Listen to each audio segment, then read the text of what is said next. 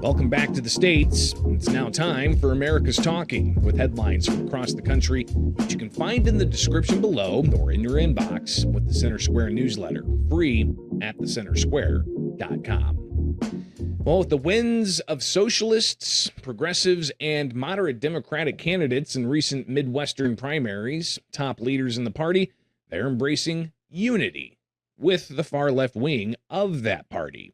The Center Square Illinois reporter Sean Reed reports, among other top Democrats from across the country, Illinois Governor J.B. Pritzker has made calls to winning candidates in those recent primaries. He said that he wants Democrats to keep their eye on winning in elections to win back a majority in the U.S. Congress. Pritzker, who himself is running for a third term as Illinois governor, he wouldn't go as far as to back socialist candidates outright, but he did say he doesn't think it's a matter of ideological differences and that he thinks it's a matter of team fight versus team cave. Again, that's a direct quote from the governor. Pritzker further said he thinks that the voters want people who are going to go to Washington and fight for them.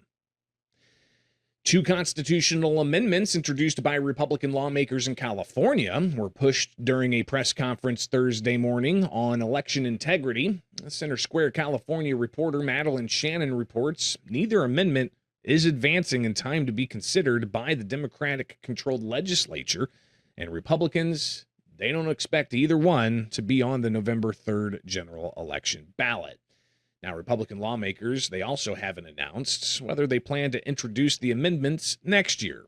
But they went ahead on with that news conference yesterday to stress the importance of secure elections. Now, what are these particular amendments? Well, Assembly Constitution Amendment 23, it would make the California Secretary of State's office a nonpartisan office.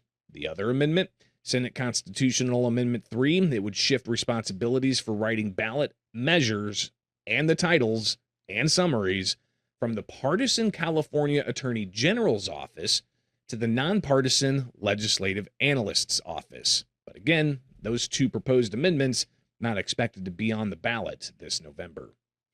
A new bipartisan election integrity task force bringing together Democrats and Republicans for a series of regional roundtables, according to Georgia Secretary of State Brad Raffensperger. Former Governor Roy Barnes and former Atlanta Mayor Shirley Franklin, both Democrats, and former U.S. Senator Zaxby Chambliss and former U.S. Representative Drew Ferguson, both Republicans, they're part of the 9-member task force. The four are part of the Democracy Defense Network. It's a bipartisan nonprofit that says its mission is to restore faith and transparency, safety, security, and validity of our election process. The Center Square Associate Editor Kim Jarrett reports Raffensperger said in an interview with the Center Square that the group will push back on election misinformation.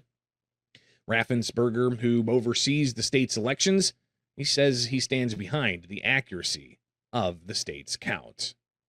And the Department of Health and Human Services announcement that it will end taxpayer-funded child sex change procedures by terminating Medicaid and CHIP coverage for such interventions as puberty blockers and more.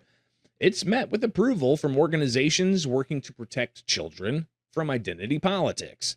The Center Square contributor Tate Rosentreter reports that chairman of medical watchdog Do No Harm, Dr. Stanley Goldfarb, telling the Center Square, quotes, we applaud the Center for Medicare and Medicaid for taking such a critical step toward prohibiting the use of taxpayer dollars on harmful and irreversible sex-rejecting surgeries on minors. The Trump administration, quote, made a commitment to support evidence-based medicine, and ending federal funding for experimental gender pseudoscience is a down payment on the promise to the American people, Goldfarb added. Similarly, Executive Director of Parental Rights Advocates, the American Parents Coalition, Ali Mare, told the Center Square, quote, evidence shows, and it continues to mount, that allowing children to undergo irreversible sex change procedures is dangerous to their long-term health and wellness.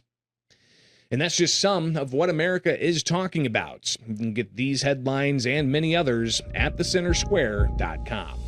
From my studios in Central Illinois, I'm Greg Bishop, and join us back here next week for more stories impacting you, the taxpayer, from all across the country, only with the states, powered by the Center Square.